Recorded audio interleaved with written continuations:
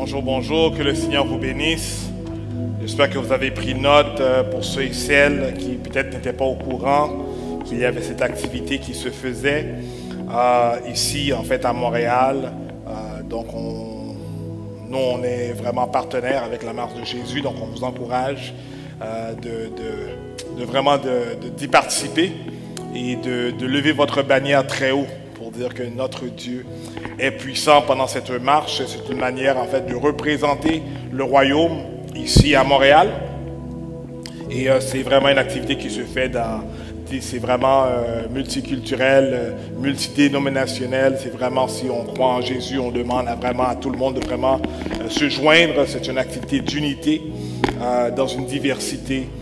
Donc, on vous encourage de vraiment y participer. Vous pouvez aller également sur Facebook, vous pouvez écrire Marche pour Jésus, prendre des informations, ou bien même sur Google, je suis sûr que vous allez trouver également diverses informations à propos de cette marche. C'est vraiment une activité familiale.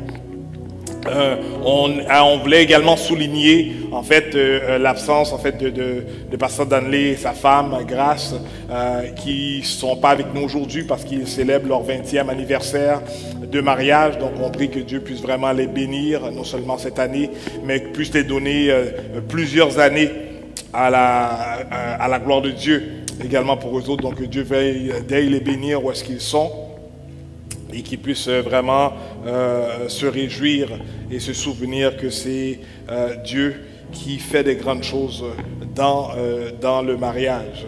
Vous savez, aujourd'hui, je demande à tout le monde, je ne sais pas si vous avez pris la chance de prendre les espèces en arrière à la table, il y en a également en avant. Je demande à tout le monde de vraiment garder ceux-là. On va faire la communion à la fin. En conclusion en fait du message d'aujourd'hui, vous savez, je veux vraiment mettre accent par rapport à qui notre Dieu est, qu'est-ce qu'il fait pour nous, vraiment l'amour de Dieu pour l'humanité. La semaine passée, on a parlé de l'importance de l'amour, qu'on doit aimer Dieu. Vous savez, j'ai dit qu'ici on donne comme mission. On se dit qu'on donne la capacité à tout le monde d'aimer, de connecter et de servir. Et on sait que si on dit cela, on peut voir au travers la personne de Dieu et même de Jésus-Christ. On voit comment que lui-même a aimé, lui-même s'est connecté et il a également servi. Donc je vous demande tout simplement de repliquer ce que le Père, ce que Jésus-Christ et le Saint-Esprit fait dans la vie de tous les jours. Père, je prie dans le nom de Jésus, que ton esprit prenne place et que nous puissions, Papa, enseigner, Père, ta parole au peuple. Père, je prie, Papa, que ta parole puisse être proclamée dans leur vie et puisse rentrer en eux, Père, avec bénédiction, avec faveur, avec grâce. Dans le nom de Jésus, Papa, je prie au Père de ton Saint que ceux qui sont venus ici rechercher quelque chose de toi, une parole, Père, au de ton Saint, que tu puisses, Papa, au de ton Saint, les accorder. Au Père, permets, Papa, qu'ils puissent sortir d'ici avec un élément de puissance, Père, d'autorité et de capacité. Père, au-delà, Papa, de ton Saint, de notre force physique ou mentale, au Père de ton Saint, ou même santé, Père, afin que nous puissions avoir de quoi de toi, Père, pour passer encore une autre semaine et un autre mois et une autre année. Dans le nom de Jésus, je te prie. Amen.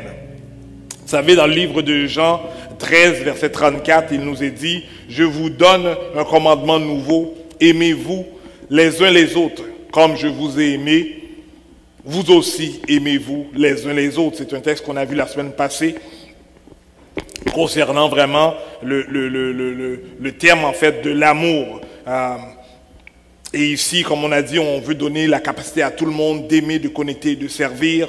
Et on peut voir au travers ce que Jésus-Christ lui-même a fait, ce que Dieu a fait pour l'humanité, cet amour qu'il a dégagé, qu'il a donné à l'humanité par son Fils Jésus-Christ qui est venu sur la terre. On peut le lire même dans le livre de Jean 3, verset 16. Il dit « Car Dieu a tant aimé le monde qu'il a donné son Fils unique, afin que quiconque croit en lui ne périsse point, mais ait la vie éternelle. » Donc on voit que Dieu lui-même qui a voulu dégager son amour, démontrer son amour, a envoyé son Fils, a pris un choix et de là a fait un choix et a fait une action d'envoyer son Fils, que son Fils est venu maintenant se connecter avec l'être humain dans le but maintenant de les faire comprendre qu'il est le Messie, qu'il est l'envoyé de Dieu, qu'il est le salut en fait qui devait venir sur la terre pour l'humanité.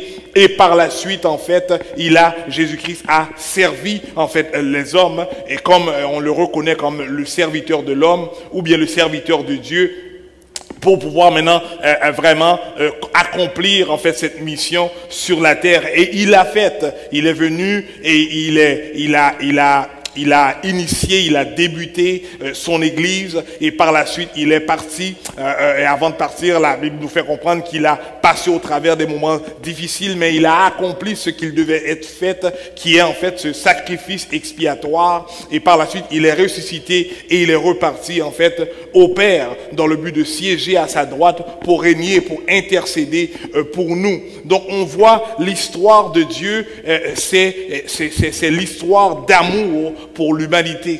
C'est la manière dont Dieu voulait démontrer comment qu'il aimait les hommes, qu'il a décidé d'envoyer son Fils pour pouvoir maintenant nous sauver.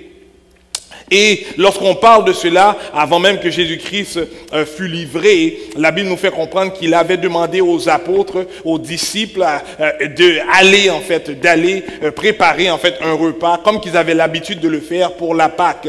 Et de là, lorsqu'il a été, il a donné en fait une inscription qui est devenue en fait sacrée et qu'on maintenant applique, qu'on applique fur et à mesure qu'on vit. En fait, il y a des endroits qu'on le fait peut-être à chaque jour, des endroits peut-être qu'on le fait à chaque dimanche ou bien à tous les fois qu'on se réunit. Et nous ici, nous avons fait le choix de le faire une fois en fait par mois, qui est toujours le premier dimanche du mois. Et s'il y a une exception, on prend le soin d'aviser pour le dire qu'on le reprendra la semaine suivante. Et aujourd'hui, du fait qu'on est le premier dimanche du mois, donc j'aimerais vraiment entretenir avec vous concernant en fait la Sainte Seine. C'est quoi la Sainte Seine? C'est quoi en fait ce qu'on appelle en fait la communion? Qu'est-ce que c'est? De quoi s'agit-il? Vous savez, le repas du Seigneur qu'on retrouve dans le livre de 1 Corinthiens 11, le verset 20, qui est aussi en fait, on peut aussi donner un autre nom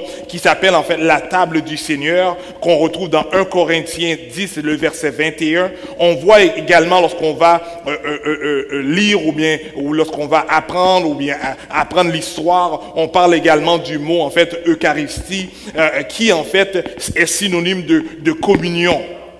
Des fois, il y a des termes qu'on n'emploie pas souvent, très souvent on l'attache à l'Église catholique romaine, mais elle a son sens dans le contexte biblique ou dans le contexte théologique. Donc il s'agit en fait l'un des deux sacrements que Dieu, en fait, que Jésus-Christ a laissé après en fait sa venue sur terre.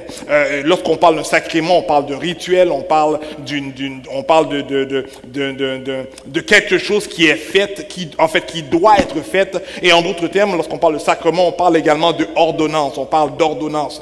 L'un d'entre eux, c'est vraiment le baptême, où est-ce que Jésus-Christ a demandé en fait que ceux et celles qui croient en Jésus-Christ puissent maintenant passer par le baptême, et le baptême par immersion. En fait, lorsqu'on plonge l'individu dans l'eau et la ressortir, qui est en fait le symbolisme d'être mort à la chair et d'être ressuscité avec Christ dans une communion en fait avec lui. Et on parle, et l'autre en fait, c'est vraiment la Sainte Seine, qui est en fait les deux sacrements, les deux ordonnances. Par contre, il y a également des dénominations qui également parlent en fait de trois sacrements, de trois ordonnances dans laquelle ils vont émettre en fait le lavement des pieds. Mais lorsqu'on lit dans la Bible, lorsqu'on fait des recherches, on va voir que celui qui est appliqué dans toutes les églises, dans tout en fait le corps de Christ, ce sont les deux, qui est le baptême et la communion, le baptême et la communion. Et donc la Sainte Seine consiste en fait à manger un morceau de pain et de boire en fait un peu de vin, lequel en fait symbolise respectivement le corps et le sang de Christ, qu'il donna en fait en sacrifice pour racheter l'Église, pour racheter les hommes, pour vous racheter, vous et moi qui croyons en Jésus-Christ. Vous savez, dans le livre de Matthieu 1, le verset 23, il nous dit, la Vierge sera enceinte, elle enfantera un fils, et on lui donnera le nom d'Emmanuel, celui qui signifie Dieu avec nous. Vous savez, lorsqu'on parle de Sainte Seine, c'est un symbolisme de mémoire de la vie, pour la vie du chrétien, la vie du croyant, pour laquelle le Seigneur, en fait, nous a bénis en sa présence. On va commémorer, en fait, non seulement la mort de Christ, le sacrifice, donc on va se rappeler de cela, mais également se rappeler qu'il est venu habiter avec nous, et non seulement qu'il est venu habiter avec nous, bien qu'il a quitté la terre sous la forme physique, mais il a dit qu'il sera toujours avec nous. Donc sa présence demeure avec nous. On voit également dans le livre de Matthieu 28, le verset 20b, il dit « Je suis avec vous tous les jours jusqu'à la fin du monde ». Donc on voit qu'on doit se rappeler non seulement de sa mort, mais également de sa venue. Mais une chose qui est essentielle également qu'on va voir après, c'est vraiment concernant le retour de Jésus-Christ. Donc c'est un moment qu'on prend pour se rappeler, pour mettre dans nos pensées que Jésus-Christ est venu, il s'est sacrifié pour nous et il a expié nos péchés et maintenant il va revenir pour venir nous chercher. Vous savez, la Sainte Seine est, comme je dis tantôt, c'est vraiment un mémorial du sacrifice de Jésus-Christ. On peut retrouver cela dans le livre de Luc 22, verset 19, qui dit « Ceci est mon corps qui est donné pour vous. » Et il dit « Faites ceci en mémoire de moi. » On voit ici ce mémorial du sacrifice de Jésus. Et qu'est-ce qui est beau dans cela, c'est que lorsqu'on va lire un peu concernant la Sainte Seine, mais concernant le pain et le vin, on va voir que la première personne en fait qui l'a appliqué dans la Bible, on va parler maintenant vraiment de Melchisédek.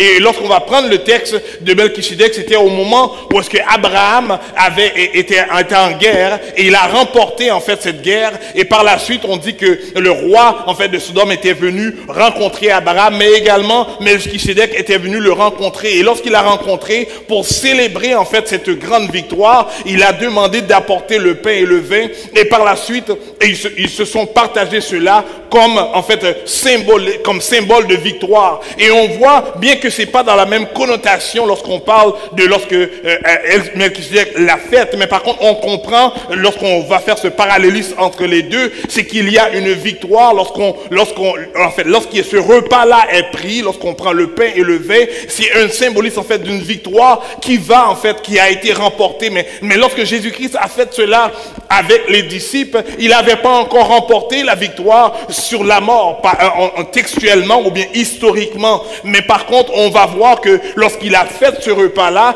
bien qu'il a dit que je ne vais pas reprendre ce repas avec vous, mais je vais le reprendre lorsque je vais revenir, lorsque je reviendrai dans ma gloire. Mais par contre, on comprend que lorsqu'il a pris en fait ce pain et ce vin-là, en fait, il annonçait en fait cette victoire qui allait être prise sur la croix du Calvaire. Et aujourd'hui, lorsque nous prenons en fait ce pain et ce vin-là, nous pouvons également soit le prendre pour la célébration de ce que Christ a fait pour nous, ou pour une victoire qui se manifeste dans notre vie, et également pour une victoire qui va se manifester dans notre vie, car nous croyons que le croyant vit en fait de victoire en victoire.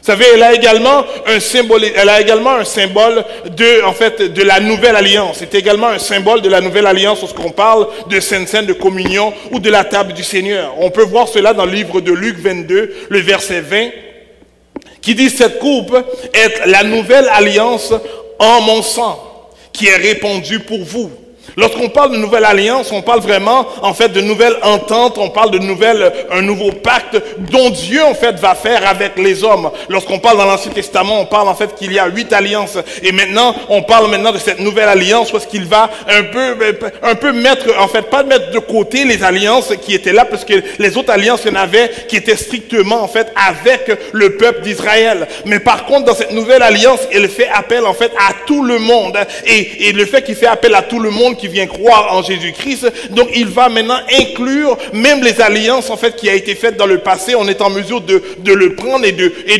d'en s'accaparer ce qu'ils ne sont pas strictement pour le peuple Israël, pour maintenant l'appliquer dans nos vies, pour les réclamer dans nos vies. Mais cette alliance que Dieu va faire, il va dire je vais le faire en mon sang, dans mon sang qui va être coulé, et à cause que le sang va être coulé, je vais maintenant me lier avec vous, je vais faire cette entente avec vous, et ce que je dis, ce que j'avais dit, et ce que je dirai, en fait, va se concrétiser dans votre vie.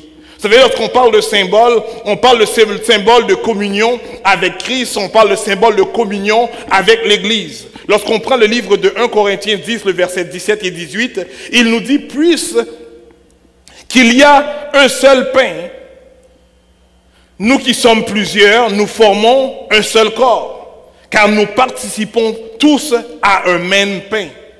Voyez les Israélites selon la chair, ceux qui mangent les victimes ne sont-ils pas en communion avec l'autel? Donc, entre autres termes, qu'est-ce qu'il veut dire? Ici, ça rentre un peu dans le concept, en fait, qu'on va parler, le concept de connecter avec Dieu. Ici, lorsqu'on parle de communion, il dit communion avec Christ, mais communion également avec l'Église, avec le corps. Donc, il fait comprendre que lorsque nous mangeons ce pain, lorsque nous buvons, en fait, ce vin, on rentre, en fait, en communion avec notre Dieu. Encore une fois, on ne parle pas que nous mangeons le pain qui est en fait le corps de Christ. On ne parle pas qu'on boit ce vin qui est le sang de Christ, mais on parle vraiment de symbolisme. Mais par contre, dans ce symbolisme, il y a une profondeur, il y a de quoi de mystique que lorsque nous faisons cela, c'est qu'on rentre en communion, nous devenons un avec Dieu lui-même. Et c'est pour ça qu'il va l'emmener maintenant, lorsqu'il parle dans le peuple de Corinthe, qui est un peuple qui était adonné en fait à plusieurs idoles, et pour qu'ils puissent comprendre en fait l'importance et la signification profonde qu'il y avait dans le pain et le vin, il a fait ce parallélisme avec en fait dans leur culture, comment que lorsqu'ils prenaient le pain, lorsqu'ils mangeaient le sacrifice qu'ils offraient en fait aux idoles, comment qu'ils savaient qu'ils devenaient un avec en fait cet autel-là. Donc il faisait comprendre que c'est de même lorsque nous prenons en fait la Sainte Seine, lorsque nous sommes assis à la table du Seigneur et nous mangeons en fait ce pain et nous buvons ce sang, nous buvons ce vin, ce qui veut dire en fait que nous devenons un avec Dieu. Mais non seulement que nous devenons un avec Dieu, mais nous devenons également un avec l'Église, avec le corps. Donc c'est-à-dire qu'on est en train en fait de se connecter ensemble et de faire quelque chose en unanimité, où est-ce que nous nous connectons avec Dieu et que nous nous connectons avec l'un l'autre pour dire que nous sommes en réalité un seul corps. Parce qu'ici, il va nous faire comprendre que nous sommes un seul corps, il n'y a qu'une seule église, bien que très souvent on est porté à regarder l'église comme des différentes églises locales, et on voit que oui, ça c'est une église, c'est l'église de monsieur Intel, l'église de pasteur Intel, etc. Mais en réalité, lorsqu'on parle d'église ici, nous parlons en fait de ce corps universel, de ce corps universel qui est le corps de Christ. Donc toutes les églises formons un seul corps, et nous sommes tous des différents membres à l'intérieur de ce corps. Mais lorsque nous prenons ce symbole-là, nous sommes en train en fait de se communier ensemble, de s'unir ensemble pour dire que nous croyons, nous professons en Jésus-Christ et son sacrifice qu'il a fait sur le bois du Calvaire. Dans le deuxième point, j'aimerais dire que c'est également un symbolisme à la vie éternelle en Christ. La vie éternelle en Christ. Dans Jean 6, le verset 32 et 35 va nous dire, 32 à 35 va nous dire, Jésus leur dit, en vérité, je vous le dis, Moïse ne vous a pas donné le pain du ciel. Mais mon Père vous a donné le vrai pain du ciel. Car le pain de Dieu, c'est celui qui est descendu du ciel qui donne la vie au monde. Ils lui dirent, Seigneur, donne-nous toujours ce pain. Jésus leur dit, je suis le pain de vie. Celui qui vient à moi n'aura jamais faim, et celui qui croit en moi n'aura jamais soif. Donc un symbole de la vie éternelle. Donc lorsque nous communions avec Dieu, automatiquement nous communions également à cette vie éternelle qui est maintenant, qui est en fait en Jésus-Christ. En d'autres termes, c'est que Moïse, lorsqu'il en fait criait dans le désert, le peuple criait dans le désert parce qu'ils avaient faim et ils pensaient qu'ils étaient en fait condamnés à mourir dans le désert. On voit que Moïse en fait avait demandé à Dieu de faire quelque chose. Et qu'est-ce qui s'était produit? C'est que Dieu en fait avait fait tomber la manne du ciel dans le but que le peuple puisse pas mourir de faim et puisse manger en fait à chaque jour. Mais il fait comprendre que ici le pain que nous mangeons, qui symbolise le corps de Christ, est beaucoup plus grande, beaucoup plus profonde, beaucoup plus d'importance que le pain dont le peuple hébreu a reçu dans le désert, puisque ce pain que nous mangeons en fait est le symbolisme du pain de Jésus-Christ, de Dieu lui-même qui est fait homme. Et ici, nous comprenons que nous mangeons ce symbolisme. Enfin, lorsque nous mangeons cela, nous rappelons en fait de ce symbolisme de la vie éternelle de Christ que nous mangeons au travers de ce pain. Il y a également, il faut prendre également en compte qu'il y a un jugement également pour ceux qui ne se répandent pas. La Bible va nous dire dans le livre de 1 Corinthiens, le chapitre 11, le verset 27 et 32, ça veut dire « C'est pourquoi celui qui mangera le pain ou qui boira la coupe du Seigneur indignement sera coupable envers le corps et le sang du Seigneur. Que chacun donc s'éprouve soi-même et qu'ainsi il mange du pain et boive de la coupe. Car celui qui mange et boit sans discerner le corps du Seigneur mange et boit un jugement contre lui-même. C'est pour cela qu'il y a parmi vous beaucoup d'infirmes et de malades, et d'un grand nombre sont morts. Si nous nous jugions nous-mêmes, nous ne serions pas jugés. Mais quand nous sommes jugés, nous sommes châtiés par le Seigneur, afin que nous ne soyons pas condamnés avec le monde. Ici, ils vont parler maintenant de discerner en fait ce pain, de discerner en fait ce sang, lorsque ils sont de discerner en fait ce vin.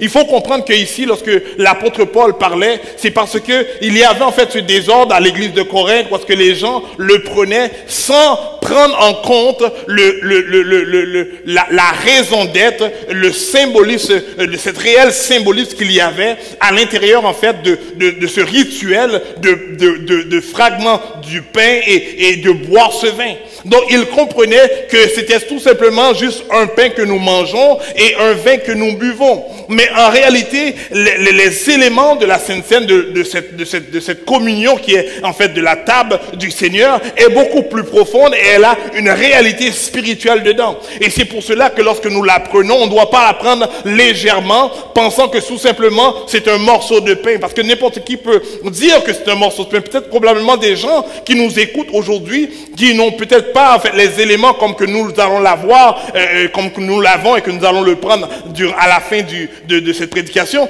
mais ne comprendre qu'ils vont aller prendre peut-être un morceau de pain chez eux, qu'ils ont peut-être l'habitude de le manger avec peut-être du beurre d'arachide, avec du beurre de la confiture ou quoi que ce soit. Mais il faut comprendre que lorsque tu vas la prendre, ce même pain-là que tu vas prendre et que tu l'utilises comme usage standard de manière à chaque jour, lorsque tu vas la prendre par rapport à cette communion, par rapport à cette Sainte Seine, maintenant cet élément devient en fait ce symbolisme profond et mystérieuse du corps de Christ. Et lorsqu'on la prend, on doit la prendre telle qu'elle, en sachant que ce n'est pas ce pain que j'ai l'habitude de manger à chaque jour, mais au moment que je vais le faire avec en fait la congrégation, avec en fait les autres membres du corps, donc elle devient ce symbolisme mystérieux qui est le corps de Christ. Et ici, le peuple qui était en fait à l'église de Corinthe le prenait sans maintenant pour prendre en compte cet élément, sans pour le prendre en considération la signification de ce que c'est. Vous savez, lorsque j'étais petit,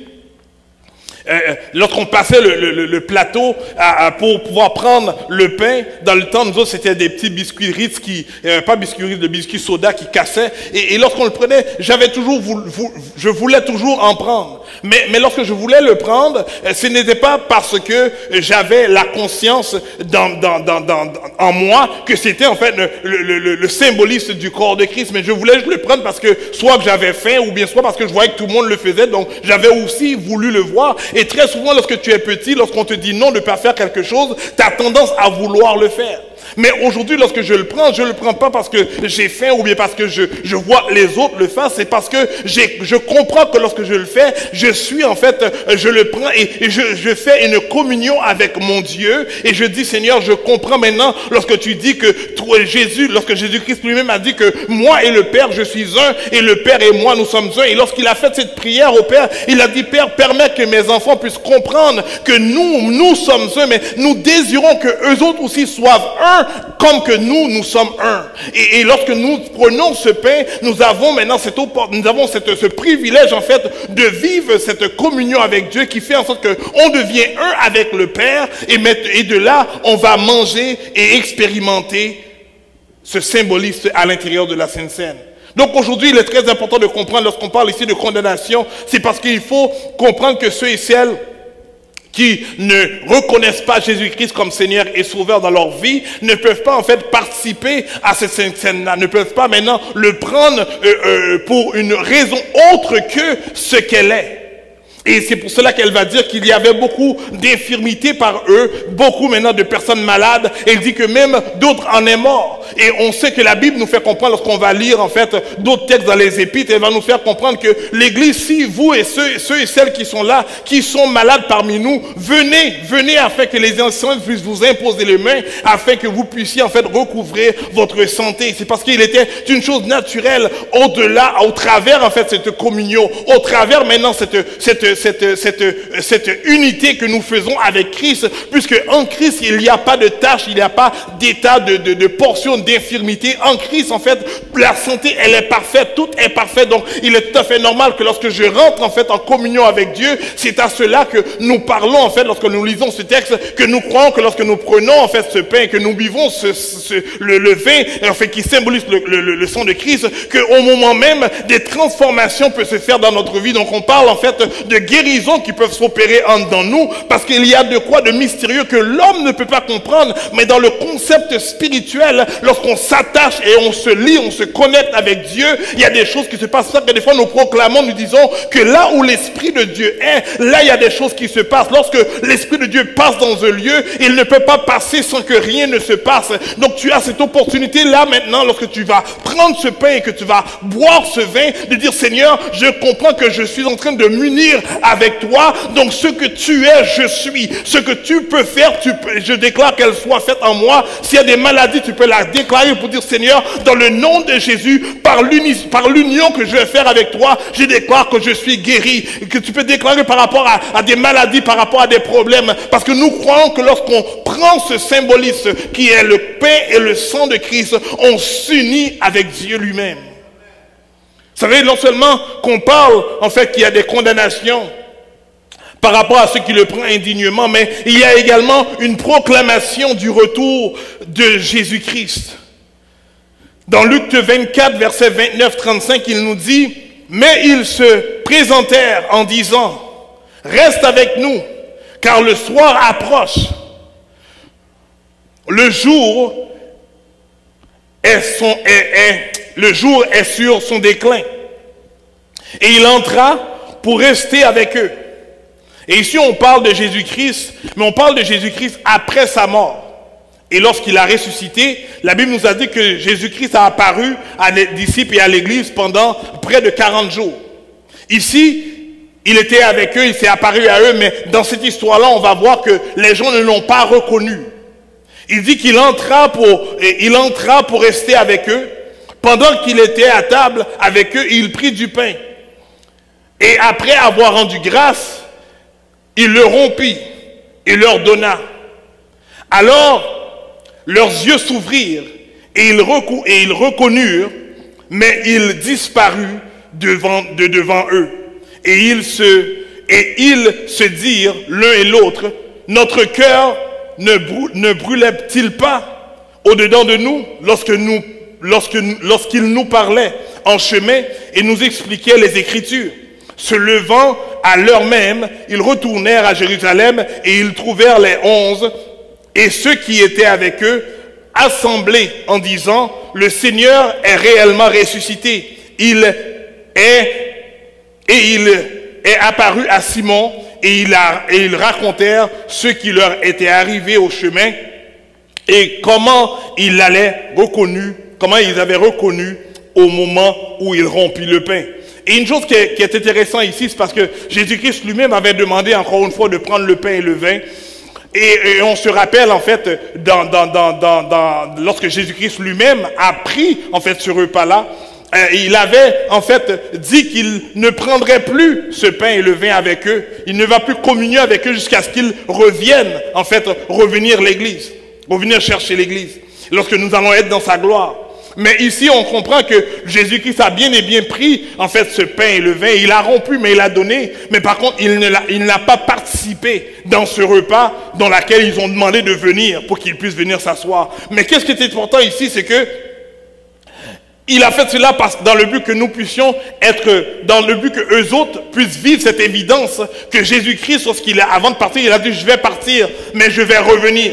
Donc, il a fait ici comprendre à l'église et qui était là, qu'ils avaient peut-être probablement soupé avec lui dans la table, dans la chambre haute, lorsqu'ils ont pris en fait la table du Seigneur, lorsqu'ils ont fait cette sainte scène, et ils ont reconnu en fait ce Jésus au moment où est-ce qu'il a rempli le pain, pour comprendre maintenant que certainement il a dit qu'il serait parti, il a dit qu'il mourrait, mais il a également prophétisé qu'il allait ressusciter, et c'est au moment même qu'ils ont cru que Jésus-Christ est réellement ressuscité. Donc aujourd'hui, j'aimerais vous faire comprendre que lorsqu'on prend cette scène-là, non seulement qu'on se rappelle de qui Dieu est pour nous, on se rappelle de qu'est-ce que Jésus-Christ a fait pour nous, on est en train de se lier avec ce Christ, avec ce pain éternel qui est Jésus-Christ également. On comprend et on peut discerner en fait qu'on va le prendre pas légèrement, pas avec une manque de compréhension, mais en sachant que c'est réellement un symbolisme qui représente qu'est-ce que Jésus-Christ a fait sur terre, l'amour de Dieu pour l'humanité. Et lorsque nous le prenons, on est en train de s'unir avec lui dans le but maintenant de faire en sorte que sa gloire, que ce qu'il désire puisse se manifester en nous, dans notre corps physique et maintenant dans le corps spirituel. Mais on réalise également que lorsque nous le prenons, nous faisons également une profession que Jésus-Christ va revenir, de même que les disciples, eux autres, ont expérimenté la réalité de ce qu'il avait dit. Et nous aujourd'hui, lorsque nous le lisons, mais nous croyons également qu'il va revenir un jour, et nous devons le faire puisque c'est une ordonnance qu'il nous a donnée, c'est un sacrement qu'il nous a prescrit, dans le but qu'on puisse se rappeler de ce qu'il a fait et qu'il va revenir, dans le but qu'on puisse reprendre encore, moi je dis reprendre encore, eux autres vont reprendre encore, nous allons le prendre avec Jésus-Christ de manière physique. Aujourd'hui, j'aimerais qu'on comprenne que lorsque on fait la Sainte Seine, qui peut paraître des fois un petit peu routinière, parce qu'on le fait le premier dimanche du mois, qui peut paraître un petit peu routinière, mais j'aimerais qu'on comprenne qu'il y a toute son efficacité lorsque nous le prenons. Et je veux même vous encourager, et vous qui veulent le faire même en famille, chez vous, qui veulent le faire quand il y a des rencontres, vous pouvez le prendre. La Bible ne parle pas d'une quantité de fois qu'on doit le faire. En fait, dans l'église primitive, il disait qu'il le prenait à tous les fois qu'ils se réunissaient. Donc, je vous encourage à le faire parce qu'il y a des bénédictions spirituelles qui est à l'intérieur de ce principe, de ce sacrement, de cette ordonnance que nous prenons. Vous savez, dans le livre de 1 Corinthiens 11, le verset 26, il dit « Car tous les fois que vous mangez ce pain et que vous buvez cette coupe, vous annoncez la mort du Seigneur jusqu'à ce qu'il revienne, jusqu'à ce qu'il vienne. » Donc, on veut aujourd'hui prendre ces éléments. Je vous demande de le prendre avec moi. Comme encore une fois, j'avais demandé, je ne sais pas si vous avez pris le temps de le prendre à l'arrière, à l'entrée. Il y a également en avant. Si vous n'avez pas tout simplement levé vos mains, vous qui êtes à la maison, on donne l'opportunité d'aller chercher de quoi pour qu'on puisse aujourd'hui participer dans ce service, dans cette ordonnance, dans ce sacrement que Jésus-Christ lui-même nous a demandé de faire. Pendant que je demandais juste d'en prendre un pour moi, j'ai oublié, moi j'ai omis d'en prendre un pour qu'on puisse vraiment le faire ensemble à la gloire de Dieu. Merci beaucoup.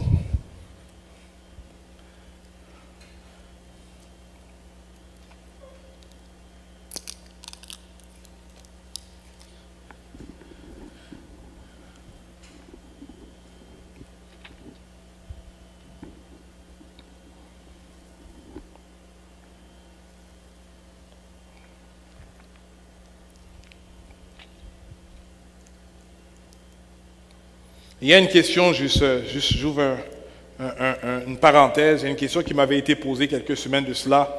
Et je dis, ah ouais, c'est vrai, c'est très important. Lorsqu'il me l'a posé, j'ai dit, c'est vrai, on l'enseigne pas, on le dit pas, en fait, parce qu'on le fait de manière routinière ou bien comme habitude, puisque c'est un principe qu'on fait ici. Ça m'a posé la question, oui, il a dit, oui, mais il y a une observation que j'ai vue, comment se fait-il qu'on donne également, nous, les éléments de Sainte-Seine aux enfants? Là, j'ai dit, là, j'ai donné la réponse, j'ai dit, c'est parce que nous, ici, au Centre de Résurrection, on croit que tout le monde est bienvenu à la table du Seigneur. Vous savez, même la Bible va nous faire savoir que Jésus-Christ lui-même a dit, lorsque les disciples avaient essayé d'empêcher les enfants de venir à lui, il a dit, laissez venir à moi les petits enfants, car le royaume des cieux sont ceux qui le ressemblent. Bien que le contexte des enfants ici, c'est pour donner une leçon en fait aux adultes, mais par contre, Dieu n'avait jamais empêché les enfants de venir vers lui.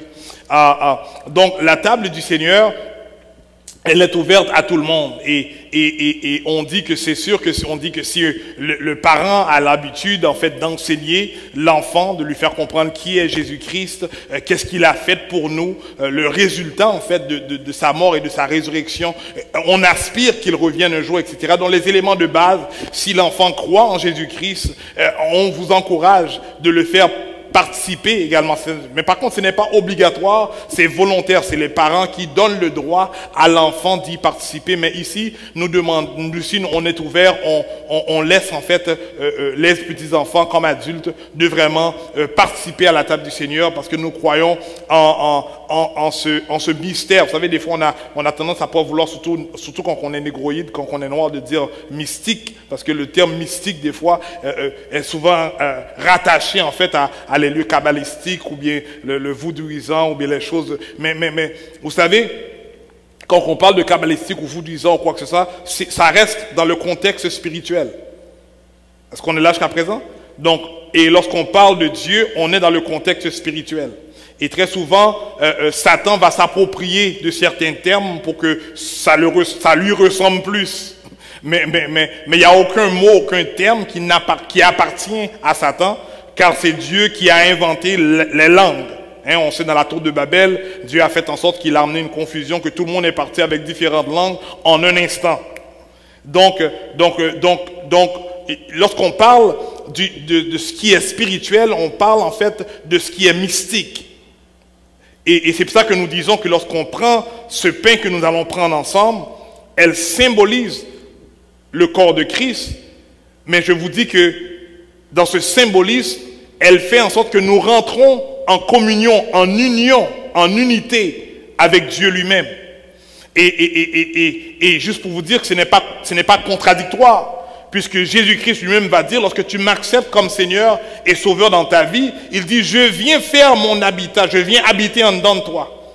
Donc Dieu est déjà en dedans de toi. Et la Bible te fait comprendre que lorsque tu es cette nouvelle créature, donc tu es déjà en unité, tu es déjà en communion avec Dieu. Donc tu fais déjà un avec Dieu. Donc ce n'est pas à cause que je vais prendre ce pain aujourd'hui, qui veut dire que ça va être la première fois ou bien que je sois en union avec Dieu. Non, au-delà de là. Ça c'est juste une journée pour se rappeler.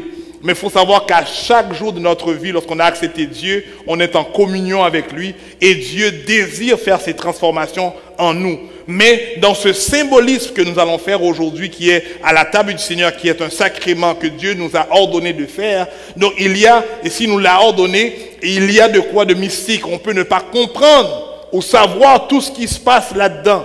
Mais je vous fais savoir que lorsque Dieu demande de faire quelque chose, il ne le demande pas pour rien. Et c'est pour cela qu'il y a des avantages. Et si toi, et peut-être tu vis une mauvaise vie, peut-être que tu as fait un péché, tu as commis quelque chose qui n'est pas correct. Et c'est là l'apôtre Paul va également dire aux Corinthiens, reconnais, discerne le corps. Donc fais un discernement à savoir, est-ce que tu vis conformément à la parole de Dieu? Et prends un temps, va te repentir, parce qu'il est important que tu te répandes dans le but que tu puisses venir à la table du Seigneur et participer dans ce sacrement. Donc je vous encourage aujourd'hui, peut-être ceux qui se sont éloignés ou bien qui ont commis de quoi qui n'est pas correct, je vous encourage à revenir à Dieu, de vous repentir et de prendre le temps, l'opportunité ce matin de communier et de s'unir encore une fois avec votre Dieu Tout-Puissant. Père, je te dis merci. Merci pour ta parole. Parce que Père, nous ne pouvons absolument rien dire si ce n'est pas ta parole qui le dit premièrement. Père, je te dis merci pour Jésus-Christ.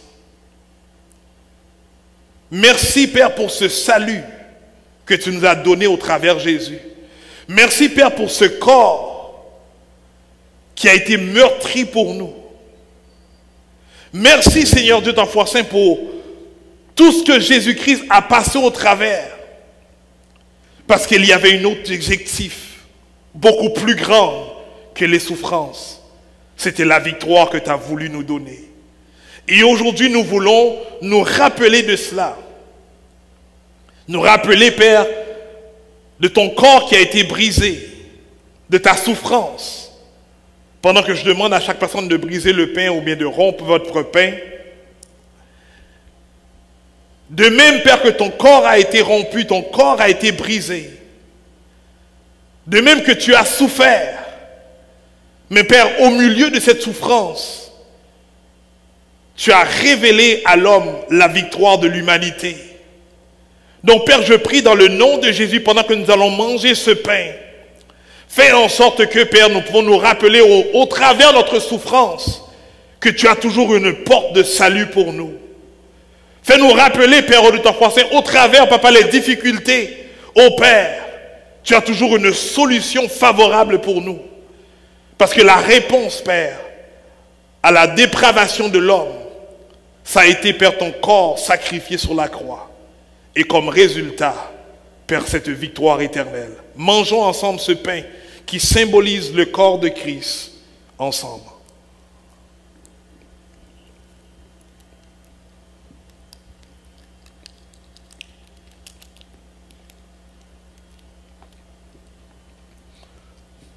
De même, le soir qui fut livré, il a levé la coupe.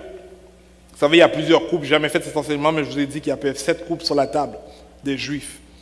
Mais la dernière coupe qu'il avait prise, c'est celui-ci qu'il avait dit qu'elle va symboliser cette nouvelle alliance en son sang qui va être coulé. Et son sang a été coulé. Donc, il a prophétisé sur la table, dans la chambre haute avec les disciples. Son sang n'avait pas encore été coulé, mais il a prophétisé que ça allait couler. Et à partir du sacrifice sur la croix, à partir que son sang a commencé à déverser, depuis dans les fouets, depuis dans les coups, la réalisation de cette prophétie a commencé à prendre place. Et aujourd'hui, c'est ça qu'il avait dit sur la croix, tout était accompli. Et aujourd'hui, je vais vous faire comprendre que en mangeant le pain comme que nous avons mangé et en buvant ce vin comme que nous allons boire, la Bible nous dit que c'est par les meurtrissures de Jésus que nous sommes guéris. Et j'ai bien dit nous sommes guéris, pas que nous allons être guéris. Parce que Jésus-Christ a déjà souffert pour nous, son sang a déjà coulé et il a déjà pourvu la guérison à toute maladie, toute infirmité. Donc dans ce mystère, pendant que nous prenons cette coupe, Père, je déclare dans cette nouvelle alliance que nous avons, Papa, au de ta foi saint, tout. Père, nous avons l'amour, la paix, nous avons la joie. Père, nous avons cette persévérance, nous avons, Père, cette patience. Père, nous avons également, Papa, la guérison. Ô Père de ton français, nous avons la délivrance. Ô Père, nous avons le réconfort. Nous avons, Papa, le soulagement. Père, je déclare dans le nom de Jésus que ce vin que nous allons prendre, Papa, qui symbolise ton sang, puisse, Papa, de ton français, manifester, Papa, ta guérison en nous, dans le nom de Jésus-Christ. Amen. Buvons ensemble ce vin qui symbolise le sang de Jésus-Christ.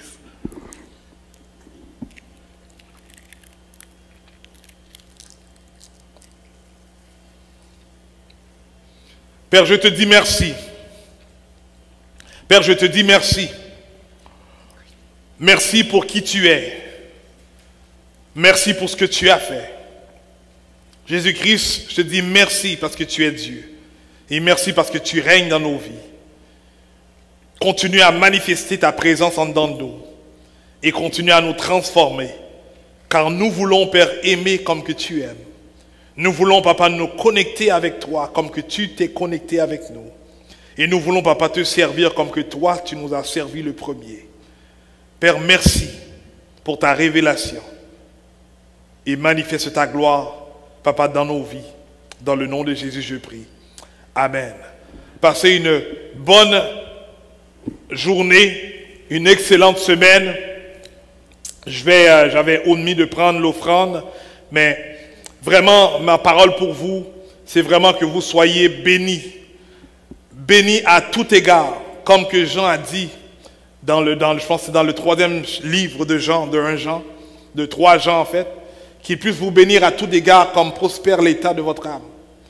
Que Dieu puisse déverser sur vous des bénédictions qui sont favorables non seulement à vous, à votre couple, à vos enfants, à vos entreprises.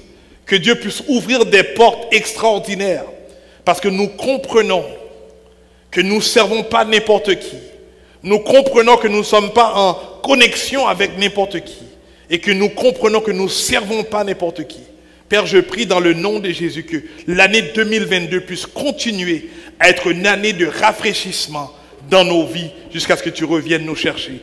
Partez en paix. Que Dieu vous bénisse. N'oubliez pas, il y a différentes manières que vous pouvez contribuer au centre de résurrection. Vous pouvez le faire par texto. Lorsque vous composez le 77977, vous composez CR donné. Vous pouvez le faire par le www.centreresurrection.com. Vous pouvez le faire en personne ou bien venir également. Donc vraiment, regardez à l'écran. Passez une excellente semaine. Je vous aime et que Dieu puisse continuer à déverser ses bénédictions sur vous. Passez une excellente semaine.